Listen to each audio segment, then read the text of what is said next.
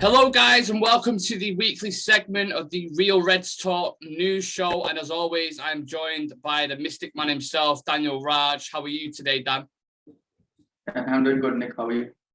Not too bad, mate. A little bit under the weather, but apart from that, not doing too bad. For anybody watching this who hasn't seen this show before, it's basically a roundup of some juicy news surrounding Manchester United throughout the week. And we bring it basically all into one show, wrap it into one show. So on this week's roundup, we have quite a few things to get into. Erik Ten Hag getting closer and closer to joining United. Who will his assistant be? The protest that's happening when we play Norwich on Saturday. We're going to tell you what's happening there. And is Pogba on his way out? Who knows? Could be going to PSG. So we're going to get into that a little bit later on. But before we do that, some news has just broken, literally as we're recording this right now. And it comes from the one and only Fabrizio Romano. So let me just get the tweet up that he's just put out because I can't remember off the top of my head. So Fabrizio Romano has said, Erik Ten Hag is now described as satisfied by Manchester United plan to make important decisions together with him. That's why he wanted a long-term contract, backroom staff and buyout clause, 2 mil payment, 2 million euros. To be discussed soon in order to complete the process. So it literally looks like it's just a matter of time now, Dan, doesn't it? Yeah. It's looked like so it's getting closer and closer day by day. Yeah. Good that we are finally getting someone who can do a job maybe close to what Alex Ferguson was doing. Yeah, well, he's got big shoes to fill, hasn't he? If he's going to do Fergie's job, but I know what you mean. You know, when Fergie came in, I'm glad you mentioned Fergie, because when he came in, he did a great job at Aberdeen, but obviously that wasn't renowned at the time to be like a massive club in Europe. But he did a great job there, and I think he won some form of European Championship there. I can't remember exactly which one it was, but he won the European Championship with Aberdeen, and that was massive at the time. And then obviously United got him, and then the rest is history. In this, I'd say a similar vein, you've got Ten Hag at Ajax, who's working wonders, you know, developing youth really well. He's a really good coach, great tactician, and a great man manager. So maybe, you never know. I think the days where you've got a manager in for 20 odd years have gone out the window, but it's just said literally in that tweet there that it's going to be a long-term contract and he wants control of a lot of things there. And if United agree to that, then that's a step in the right direction, I believe. If he's sort of stairs up as well with Richard Arnold and Rangnick as a consultancy role. And I think... Ten Hag will want a sporting director as well, because that's what he had at Ajax with Overmars. So maybe a Paul Mitchell coming in from Monaco, who we've discussed on the show before. Maybe someone like him can come in, and then you'll have like a trio of Ralph, Ten Hag, and then Paul Mitchell then. So yeah, exciting times, Dan. Exciting times. A few more positives to get into later on, but we're going to start off with this first article, Dan. If you want to, start the news round off. Yeah, let's start with the show. So the first news is it came out by United District, and it was mentioned by Ground Guru, and he mentioned about Rene Meulenstein was asked to become Erik Ten Hag's assistant at Ajax, but had already committed to the Australia national team. So I think he has a lot of experience behind him, and he has been He has been working with United as well in the past for a very long term. I think maybe more than 7 or 8 years, including everything with the youth team as well. So I think he has a better understanding of the club more than any other assistant who have been linked. So I think he can do a good job. But the thing, one of the things that I can see in the recent his career is that he has not been into any club for more than a year or a couple of years. So he has been like 6 odd months, and he's moving to the next team. So I'm not sure what it's behind that that he's been moving to different clubs in a very short span of time. But I think at the same time he has a lot of experience behind him. But yeah, coming down to the Australia team where he is now located, I think Australia are not in a World Cup, so I don't think it will be a harder job to. It will be hard for him to pick us because he can see the lot of changes that is to come in the United team with Ten Hag and Ragnick and all the other things. So he'll be very excited with the project, especially with Ten Hag coming in. Yeah. For me, Dan, I personally believe it's going to be Steve McLaren. Steve McLaren, because a few things that Fabrizio Romano said. And if that is the case, then I don't mind that appointment. I believe, equally, Rennie Mullenstein would have done a good job as well. Both were around at successful periods of the club, so they know what it's like to work with big egos and, coach talented players. And I don't think we should underestimate this appointment. Just when in comparison to the manager, because everyone's talking about Ten Hag, but the assistant is almost as important. Like, they're going to be the one on the ground communicating with the players. Like, they have a massive role, so the assistant is almost equally as important as the manager to get right. So hopefully they get that one done. But they are taking a sweet time with it. It seems like we've been talking about this now for since November or something, when we was talking about Ten Hag and Poch. And it's starting to come full circle now. We're slowly getting there. Then as soon as that gets announced, all you're going to see in May and June is transfer targets and all that kind of stuff. We're linked with Haaland, Kane, Ronaldo, Messi, all that kind of shit. So, So, yeah. And Dembele too. Yeah, Usman Dembele as well on a free. Yeah, can't wait for that one. Now on to some really positive news regarding an ex-manager, and we mentioned this last week, Dan. Louis van Gaal has confirmed to Dutch news agency ANP that after 25 radiation treatments and a 6-month wait, the treatment for his prostate cancer has been successful, which is, obviously amazing news, and I'm happy for him. Happy for his family that he's managed to beat that horrible disease.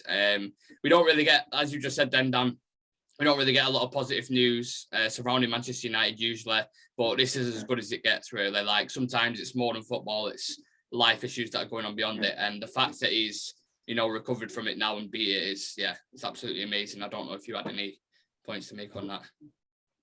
Yeah, it's good to hear about this also, because it was a very quick turn in the situation, because last week we were talking about he's going through this issue. Then now we hear about his wellness, and we are happy to hear about this as well. We will not even, it's not about only Van Gaal, because he was linked to us and he was in Manchester United. But we feel the same for everyone who is linked to football, whether it be our opposition team or someone. We never want anyone to suffer in the health wise. So it's absolutely very good news these days. 100%. And so the next news is by Rob Dorset Sky about the goalkeeper situation, and he mentioned that Manchester United and Tottenham will battle it out for the signature of goalkeeper Sam Johnstone. In the summer, he is available on a free transfer. Johnstone is seeking a return to the Premier League. So you can see even in whatever he said that there are already a couple of plus points there. That one is that he is available for free, and another one is seeking for a return to Premier League. And he is at the moment he is in West Brom Championship club, and he is a regular starter for last couple of months. He was a regular starter, and maybe he has played more than 35 and close to 40 games in continuous couple of seasons. But this particular season, he has been playing a bit less. I think it should be around 10 games. But for a backup goalkeeper, what better can we have than this player? So, but at the same time, he would also should be aligned with the situation, because with De Gea in the team, he may not get more of a chance to play. And with the current situation, I don't think we'll be playing any European games in the next season. So he should be agreeing to all those sort of situations which is going on here, because he may not get the game time. But on contrary to this thing, personally, I always wanted a very young goalkeeper to be our backup goalkeeper, maybe around 18 to 19-year-old, and can be groomed under De Gea and maybe given a chance to play in the secondary games like cup games or the friendlies, and will get a maybe starter when De Gea retires or may go to some other team at the age of 22, when this young goalkeeper comes in and becomes a starter for the team. and can be a long run. We can have a long run goalkeeper in our team. But now the situation is that we have all the other three goalkeepers. Henderson, he'll be already moving out in the summer, and Tom Heaton and Lee Grant, I don't think they will be there or maybe contributing much in the team. So I would like all the three players.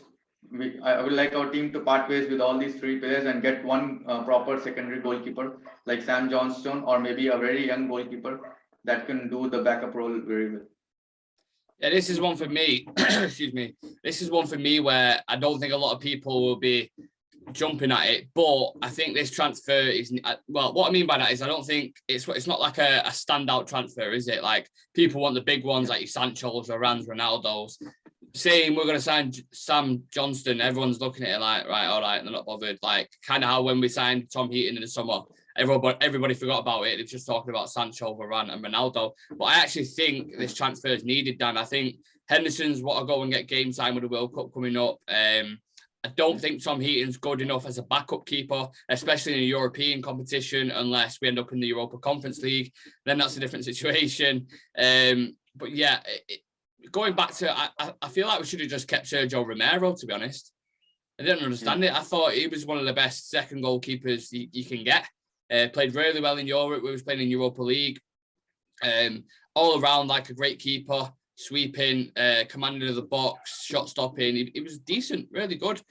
I don't know where, I think he's at the Italian league now, Sergio Romero, playing first team for the Italian league. But yeah, it's a strange one letting him go. So if you're going to get someone in, as you rightfully said, Dan, someone of that caliber who's playing 30, 35 games a season in the Championship, I think that'd be great. I'll take him. Happy days. And Tottenham being in for him as well, it's one of them. They clearly see it, but they might be in the Champions League, so they might actually get a pull over us to get Sam Johnston. Crazy. Yeah, so another article we want to talk about, Dan. So this is from James Ducker in the Telegraph, and it says any announcement regarding Ten Hag is not expected before the Dutch Cup final on Sunday, with United determined to be respectful to Ajax and not disrupt their pursuit of a league and cup double. United enjoy good relations with Ajax and want to maintain them. Yeah, as obviously when we was doing our notes for this show, we didn't realise Romano would come out just before it and come out with the news saying it's very, very close. But it does seem to be getting closer and closer down to appointing Mr. Ten Hag. I understand why he wouldn't want it announced before. Massive final. The slightest distractions could sway a game at times, so it makes sense to me. I believe it will be announced within the next 2 weeks, and we can really start this rebuild that we're going to have to go through. Yeah, it's like you've got that sand time, and you're just waiting for it to get to the bottom. Everybody knows it's happening. It's just waiting now, so I'm happy that it's going to get confirmed within the next 2 weeks. Yeah, I still think it may even stretch a bit because the league the league is still not decided, and although they are at the first position and with 4 points ahead of the second team, but they still have 5 games to go. And until or unless this title is decided, I think still they will hold back this announcement because they don't want to disrupt the flow of their chances of winning the league, because still anything can happen. Maybe 2 to 3 games, after 2 to 3 games when it will be decided, I think that it will be announced. But yeah, I think it should be announced somewhere around 2 weeks from now, end of the April. Yeah. And there's an article on Gary Neville, Dan, if you want to run us through that. Yeah, so Gary Neville, we like the person, and whatever he says sometimes is a bit hard, but yeah, sometimes it's very true also. So Gary Neville, he said that there isn't a player that's grown since joining Man United, really. Look at what they have done to Van der Beek. If you're Ten Hag, you're on phone to Van der Beek, what's it like there, Donny? He's not going to be saying anything good, is he? So I think, yeah, whatever he mentioned about Donny van de Beek, I always felt that the treatment with Donny van de Beek was not fine, and to me it was never acceptable. For me, I was unable to digest the fact that the treatment with Donny van de Beek was so depressing, because we have seen the caliber of the player, and we have also seen him playing in the pitch, and I think that whenever he has played for us, he was not bad. Even though he was not that great, but he was never bad. And the games he played in the preseason, I think he proved himself when he played alongside Matic that those two combination was the best we had when they played in the preseason. And even when he was tried in the Champions League, I think it was against Young Boys when the first half he played, and the Van Bissaka got red card, and he was then sacrificed. Even in that game also he was playing better. And in all the other games he has played for us in the season, in the main games also, he has been good on the ball. And what we want from a midfielder is that he should be able to pass the ball right, and make forward passes, and can defend a bit. And all these three criteria were available in Van de Beek. And with 4-3-3 system, I feel that Van de Beek could have well fitted in that system with 4-3-3, with a proper CDM, or maybe whatever we had, like McTominay or maybe Matic, and Bruno on the one side, and Van de Beek on the other side could have been a very good formation for us. But yeah, at the end of the day, I'm also happy that we allowed Van de Beek to go on a loan rather than leaving him for the permanent deal. So I think next season when Ten Hag comes in, and he can make a very good use of him. I think to announce Ten Hag, we should set up like a stage with Donny coming from one side, Ten Hag coming from the other. I don't know if you've seen the film, Dan, Dirty Dancing, that's got Patrick Swayze in it, where it's basically about like a guy, like a bad boy with a good girl, and they kind of mix together, and like there's like this massive routine at the end where he lifts her up and puts her in the air, and he has her like on the shoulders and stuff. And I feel like they should get Donny van der Beek and Ten Hag and running towards each other, and like either like a cornfield in slow motion, running like that, and being like, "Oh, I love you," and then just sort of like announce the promotion like that, like Ten Hag's here, and then put it across. Yeah, I won't put it past United. We had Alexis Sanchez with the piano, didn't we? So you never know. But yeah, just going back to what Gary Neville said, and like Goldbridge said this morning, I feel like Gary Neville was a little bit slow on this. Like, how long have we been saying on this channel, Dan, that these players haven't developed? Like, not only the other week was we saying Elanga looks like he's in the same development phase as Rashford, and Rashford's been here like 5 years longer than him.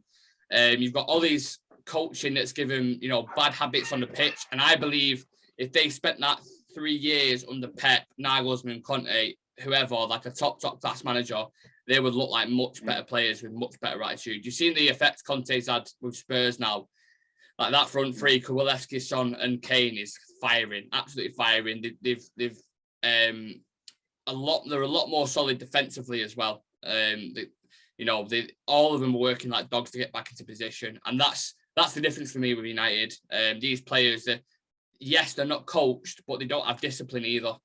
They don't have any discipline about them at all, and that makes it hard when you're trying to keep a structure and keep waves of patterns in attack and stuff. So, yeah, you're right, Gary, but you're very slow on it, I must admit. But with Ten Hag coming in, I think Ten Hag will be looking at our youth players and the quality we have with the youth, and he'll be rubbing off his hands and seeing a great potential there. So I think that would be a good for us. Yeah. Yeah. One thing is, a Dutch journalist said, I think, who knows Ten Hag, he says he doesn't like spending time in like making calls to agents and stuff like that. Like, he doesn't like doing any of that side. His position is on the pitch, like grassroots, like. He'll spend a lot of time with the youth players and working with them and stuff. Yeah. So he's very detailed in that kind of stuff. So that's nice to hear. I'll be excited to see how that gets on. Another article. So Dimitar Berbatov was on Talk of the Devils, I think it is. It's got Laurie Whitwell, Andy Mitten, and another guy. Sorry, I can't remember his name, but it's basically a podcast. And he was talking about Ronaldo. And he said he's a bit older now, more mature. His game is a bit different, but he's 37 and has scored 18 goals so far. That's remarkable. To play in the biggest and best league in the world at 37 and score so many goals is great. And look, as much as I've criticised Ronaldo this year for bad patches he's been through, because he has. I remember in December or January, it was like his worst run of form since like 2010, I think, for Real Madrid. So we had that Middlesbrough game where he missed a penalty, missed loads of shots. The Watford game is missing, like, for Ronaldo standards, he was missing a lot. then you look at it and he's still like, I think it's third top goal scorer in the league at 37 years old. Like, that's just unheard of in the Premier League. And it's just you can't imagine Lukaku doing that at 37, can you, in the Prem? No. Yeah, exactly. You can't do it now, let alone at 37 years old. But yeah, so for him to do that in the Premier League, it's mega impressive, you have to say. But it's just because everybody judges Ronaldo off his standards. Like, he's set a bar so high, especially in La Liga, when he's reaching 40, 50 odd goals. And obviously for us, even before, the first time he was with us, scoring 40 goals in the season. So to see him now, he's on like, I think, 15 goals or something, is there? Maybe. Something like that. Everyone's like, well, it's not great for Ronaldo, but, you look at the situation, he's 37, he's doing it in the Prem, and he's still relatively near the top. So in a shit United team, to be fair to him. So I don't think it's that bad, Dan. Yeah, it's definitely not a bad stats there, because 18 goals in Premier League is like 30 goals elsewhere. Because easily you can see that it's a bit harder to score goals in Premier League as compared to other leagues like La Liga and the Serie A, and which are a bit slower than Premier League. But at the same time, I also think that when you mentioned about the month about December and January, it's where Ronaldo's form dipped a bit, and he was also missing so many chances. If he would have taken all those chances, he would have been easily the top scorer of this league by far. And yeah, but considering his age, he is a beast at this age. It's also, but yeah, maybe next season, I think with the right recruitment, I think we can still bring the best out of him. And we know that how he maintains his body. So I think it won't be an issue for the next season also, because we can easily take around a couple of seasons from him. We can even get a lot of benefits from his playing. But yeah, at the same time, we also need a secondary striker to just be a backup role, because recently Ronaldo has been missing games with the injury. So this was something odd to his standards, because before this season he has hardly been injured in any season for these many times. So we need a secondary striker for that. So the next news is coming out from Plenty Goal about the new striker. So it was mentioned, along with the new striker, Manchester United are also looking for a central midfielder. They want someone who has a similar physique and size as Matic. Haidara from Leipzig is not a topic anymore, and he's considered too small. So yeah, I think it could play a bit of role with the height when it comes to Premier League, because you want a big stature of a player in the midfield, because the midfields in the Premier League are too physical. But at the same time, we also have seen the players of small size also excelling well in the Premier League. But yeah, but who else is there with the same stature as Matic? I don't think we have any. But yeah, Haidara, I think we were looking for him in the January window when Ragnick was there, and we linked Ragnick to him and thought that he will come in. But yeah, with the lot we have now, Haidara could have definitely done a better job than what we have now. Yeah, but yeah, at the same time, we need a proper CDM. But there aren't a lot available in the market, and also with our current situation where we won't be qualifying for the Champions League as the table looks like. So I don't think we'll have a lot of options. So I think Haidara would be a good option as it stands. So yeah, do you have in your mind any player better than Haidara? Do I personally, or do you think the United? Who will be maybe a player who can come to United in the coming summer, considering all the situations is there in maybe the players' availability also? For me, it's Chumina.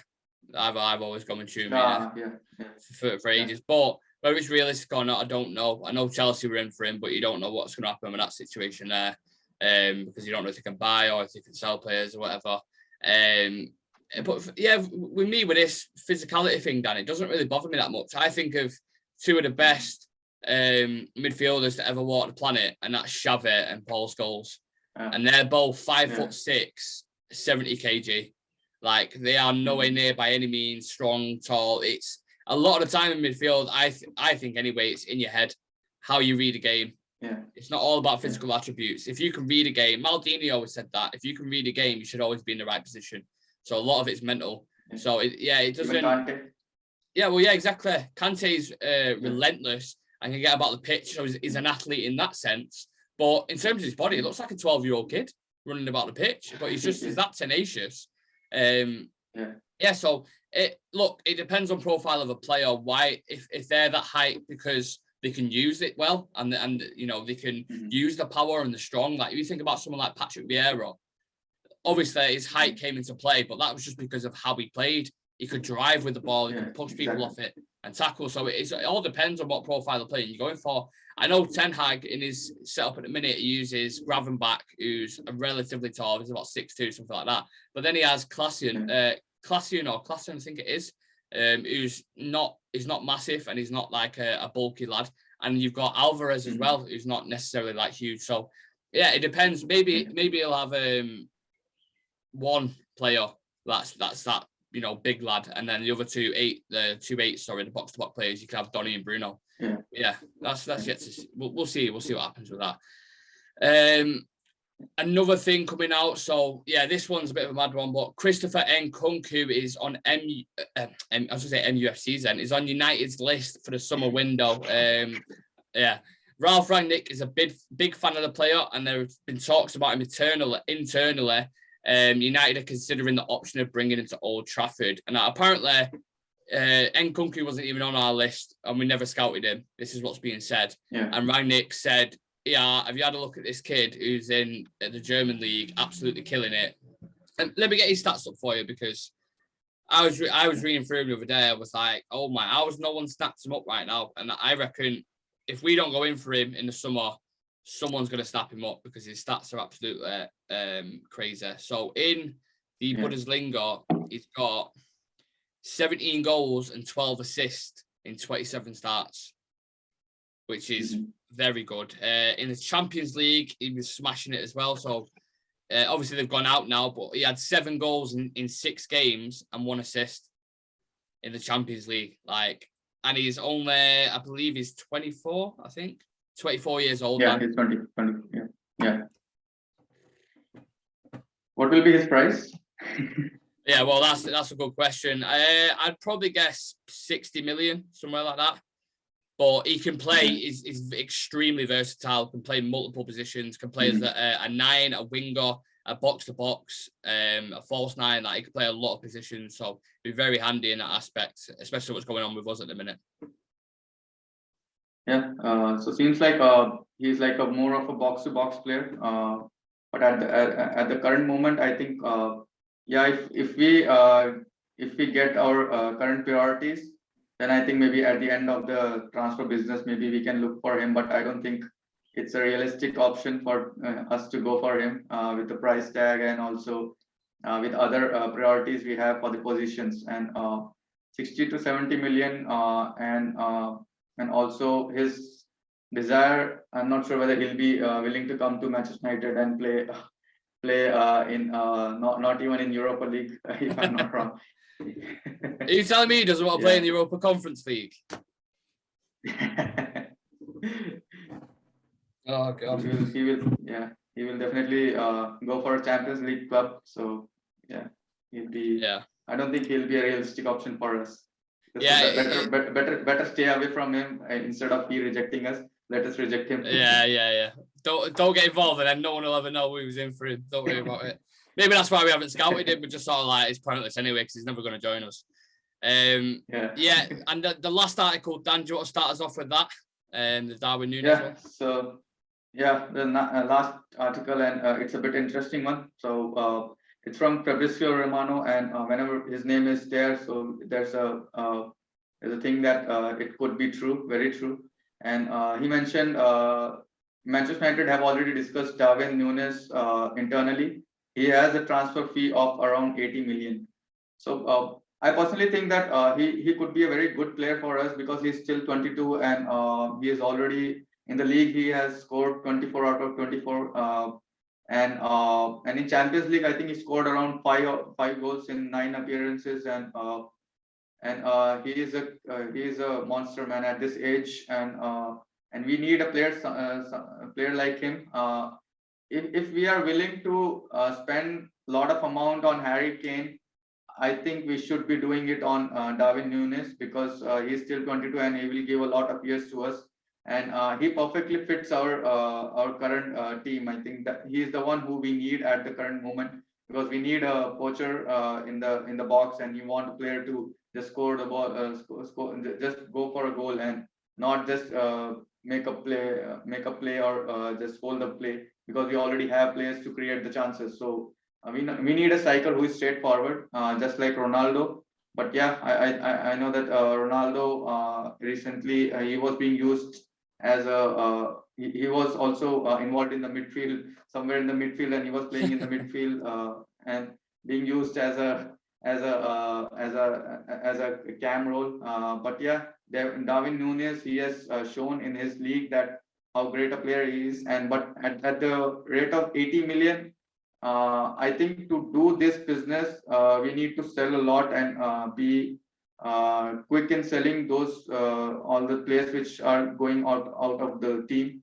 So once we do this type of business, then only we can look out for these strikers, and 80 million would be a huge amount, considering the current situation at the club, where we need other players as with midfielder as the first priority, and maybe with defenders also.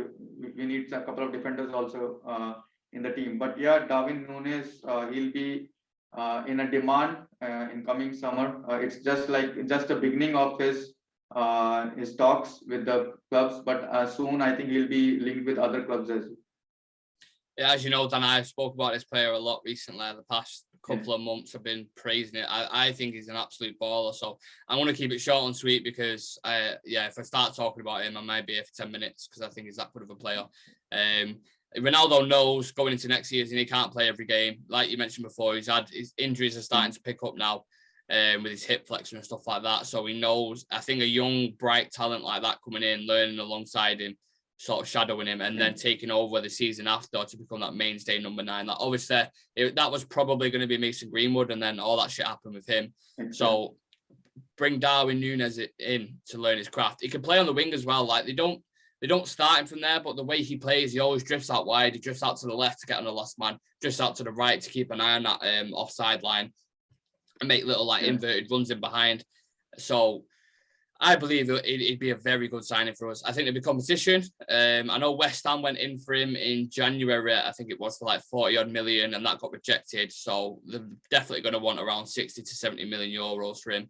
I've also seen other credible people tweet and say that you're probably getting for 60 million euros plus add-ons on top of that. So that'd be a good deal. And I don't think his wages would be massive at all. It's just who else. I think the competition who's in for him will be the main thing. Like I heard PSG and Chelsea were in for him, and if they're in for him, I think PSG would be a massive place to go, especially if Kylian Mbappe's leaving there.